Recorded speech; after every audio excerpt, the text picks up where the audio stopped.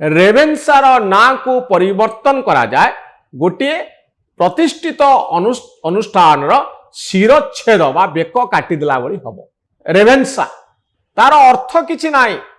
उदाहरण चल से कहते मो गाँ ना जंकिया जंकियार कौन ऐतिहासिक पौराणिक विशेषत्व अच्छी मो जेजे जानी किंतु साधारण लोक माने ताकू जंकिया ना रे डाकंती आउ जन को जड़े गोटे ना रे डाकिला बेले आमे केबे हेले से नार अर्थ केबे बुझी न थाउ।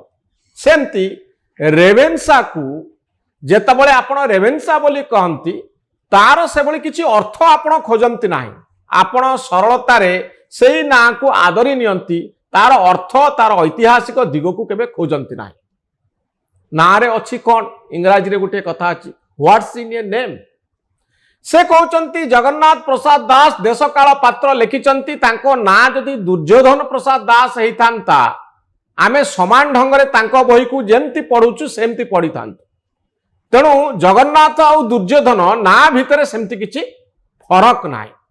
ए नार गुरुत्व जेमती रहिछि से नार गुरुत्व सेमती रहिछि।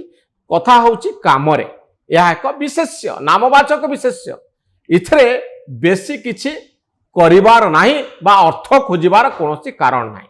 जदि रेवेन्सार ना को परिवर्तन करा जाए गोटे प्रतिष्ठित अनुष्ठान शिरच्छेद बा बेक काटिदेला भली हम। ए होछि डॉक्टर सुधांशु षडंगींकर मत। से आउरी अनेक गुड़े कथा एक प्रसंग रे लिखिचंती जे गोटे ब्रांड तैयारी करिवा पई वर्ष वर्ष समय लागे। ओडिशार गाँ गंडारे आइनस्टाइन एवं न्यूटन को ना रे भी कॉलेज खोलुची ऑक्सफोर्ड ना रे कॉलेज आउ शिक्षानुष्ठान खोलुची। सेतबळे आम राज्य रे तैयारी होइतिबा गोटे ब्रांड रेवेन्सार ना को आमे काहेकि लोप करिया पई चाहुचु। जगन्नाथ प्रसाद दास को से प्रश्न पचारि मु आपनकु तांकर लेखार किछि अंश सुनिबा पई चाहिबी।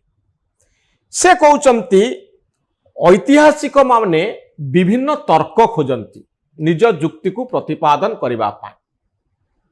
रेवेन्सा साहेब जने अपारग ऑफिसर थिले। रेवेन्सा साहेब को जोगु नंक दुर्भिक्ष होइतिला यह एक ऐतिहासिक तत्व किंतु इतिहासर लेखा केबे सरे नाही। इतिहास सबुबळे गोटिए गोटिए दिग को नहीं लेखा जाइताए आउ अनेक गुड़े दिग बाकी थाए। तेणु इतिहास लेखिबा एक निरवच्छिन्न प्रक्रिया बोली तांकर जुक्ति। इतिहास लेखा सरे नाही बा सरी नाही ए लेखा चली थाए। इतिहासर संशोधन पाई क्रोधान्वित होई मानव समाज बामियान बुद्ध मूर्ति ऊपर को टैंकर गोला वर्षण न करू। इतिहासर संशोधन बौद्धिक स्तर को सीमित करा जाए।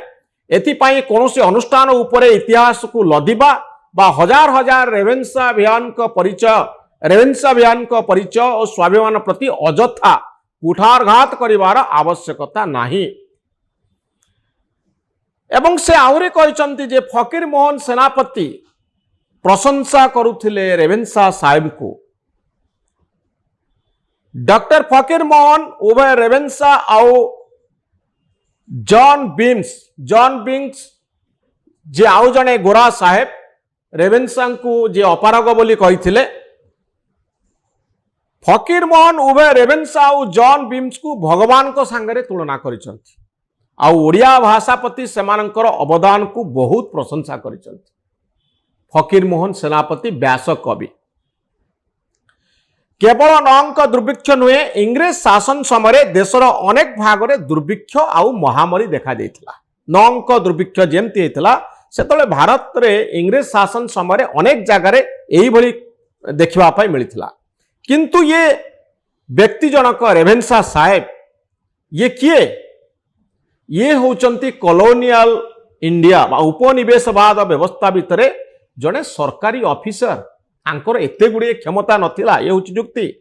रेवेन्सा महाविद्यालय नाम रखा जाइथिला कटक महाविद्यालय। रेवेन्सा निज ना रे याकू करि नथिले। महाराजा मयूरभंज महाराजा कृष्णचंद्र गजपति परामर्श क्रमे ओडिया माने एई महाविद्यालय नाम स्वेच्छा रे कटक महाविद्यालय परिवर्तन करी रेवेन्सा ना रे नामित करथिले। ରେଭେନ୍ସା ଆଉ ଓଡ଼ିଆଙ୍କ ମଧ୍ୟରେ ଗଢ଼ି ଉଠିଥିବା ମଧୁର ସମ୍ପର୍କ ଯୋଗୁଁ ଏପରି ନାମକରଣ କରାଯାଇଥିଲା। ଓଡ଼ିଆ ମାନେ ଭଲ ପାଇ ରେଭେନ୍ସା ନାଁ ଦେଇଥିଲେ ବୋଲି ତାଙ୍କର ଯୁକ୍ତି। ଯେତେବେଳେ ସେତେବେଳର ବିଜ୍ଞ ବ୍ୟକ୍ତିମାନେ ଯେଉଁ ନିଷ୍ପତ୍ତି କରିଥିଲେ, ଏବେ ଆମେ ବର୍ତ୍ତମାନର ପରାକାଷ୍ଠା ଦେଖାଇ ପରିବର୍ତ୍ତନ କରିବା ପାଇଁ ଚେଷ୍ଟା କରିବା ହାସ୍ୟାସ୍ପଦ। ପୂର୍ବପୁରୁଷଙ୍କ ନିଷ୍ପତ୍ତିକୁ ସାଦରେ ଗ୍ରହଣ କରିବାରେ ଗ୍ଲାନି ନୁହେଁ, ଆମେ ଆତ୍ମସନ୍ତୋଷ ମନେ କରିବା ଉଚିତ। ଆମ ପୂର୍ବପୁରୁଷ ଓଡ଼ିଆମାନେ ରେଭେନ୍ସାକୁ ଭଲ ପାଉଥିଲେ ଏବଂ ଏହି ଐତିହାସିକ ସତ୍ୟକୁ ସ୍ୱୀକାର କରିନେବାରେ ଦ୍ୱିଧା ସୃଷ୍ଟି ନ ହେବା ଉଚିତ। ରେଭେନ୍ସା ଐତିହାସିକ ସତ୍ୟକୁ ସ୍ୱୀକାର କରିନେବାରେ ଦ୍ୱିଧା ସୃଷ୍ଟି ନ ହେବା ଉଚିତ। ଆମ ପୂର୍ବପୁରୁଷମାନେ ରେଭେନ୍ସା ମହାବିଦ୍ୟାଳୟ ସ୍ଥାପନ କରିଥିଲେ, ଆମେ କରିନାହେଁ। ଏବେ ରେଭେନ୍ସା ଶବ୍ଦଟି ଏକ ନିର୍ଦ୍ଦିଷ୍ଟ ଐତିହାସିକ ଘଟଣାରୁ ଉନ୍ମୁକ୍ତ ଏକ ବିଶେଷ୍ୟ, ଯାହା ଆଧୁନିକ ଓଡ଼ିଆ ଇତିହାସର ଏକ ଅଂଶ। ରେଭେନ୍ସା ବିଶ୍ୱବିଦ୍ୟାଳୟର ବର୍ତ୍ତମାନ ଆଉ ମୋ ଭଳି ହଜାର ହଜାର ପୁରାତନ ଛାତ୍ରଛାତ୍ରୀଙ୍କ ପାଇଁ ରେଭେନ୍ସା ଅଭିଯାନ ଏକ ଆବେଗମୟ ପରିଚୟ। ଏ ହେଉଛି ସୁଧାଂଶୁ ଷଡ଼ଙ୍ଗୀଙ୍କର ଯୁକ୍ତି। ଏବଂ ଶେଷରେ ସେ ଲେଖୁଛନ୍ତି, ରେଭେନ୍ସା ବିଶ୍ୱବିଦ୍ୟାଳୟକୁ 150 ବର୍ଷ ହେଲାଣି, ଏଯାଏ ଆମେ ଆଉ ଗୋଟିଏ ରେଭେନ୍ସା ମହାବିଦ୍ୟାଳୟ ଗଢ଼ି ପାରିନେ ଯାହା ରେଭେନ୍ସା ଖ୍ୟାତିର ସମକକ୍ଷ ହେବ। ତେଣୁ ଯେଉଁମାନେ ଏହି ଅନୁଷ୍ଠାନକୁ ସ୍ଥାପନ କରିଥିଲେ, ନାମକରଣ କରିଥିଲେ, ସେମାନଙ୍କର ନିଷ୍ପତ୍ତିକୁ ପରିବର୍ତ୍ତନ କରିବାର ନୈତିକତା ଆମର ଅଛି ତ? ଯେହେତୁ ଆମେ ଏପର୍ଯ୍ୟନ୍ତ ରେଭେନ୍ସା ଭଳିଆ ଗୋଟିଏ ୟୁନିଭର୍ସିଟି ତିଆରି କରିପାରିନୁ, 150 ବର୍ଷ ହେଇଗଲାଣି, ଆଉ ଯେଉଁ ୟୁନିଭର୍ସିଟି ଅଛି ତାର ନାଁ ପରିବର୍ତ୍ତନ କରିବା ପାଇଁ ଆମେ କାହିଁ ଚାହୁଁଛୁ?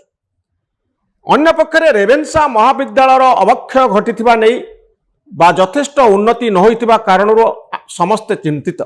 ଏଭଳି ଅନୁଷ୍ଠାନଟିଏ ଯଦି ଆମେ ଗଢ଼ିପାରିବାନି, ତେବେ ଏହି ଅନୁଷ୍ଠାନର ବ୍ରାଣ୍ଡିଂକୁ ଦୁର୍ବଳ କରି ଏବେକାର କେଉଁ ରାଜନେତା ବା ଅତୀତର କେଉଁ ରାଷ୍ଟ୍ରନେତାଙ୍କ ନାଁରେ ନାମିତ କରିବା ପାଇଁ ଉତ୍ସୁକ କାହିଁକି?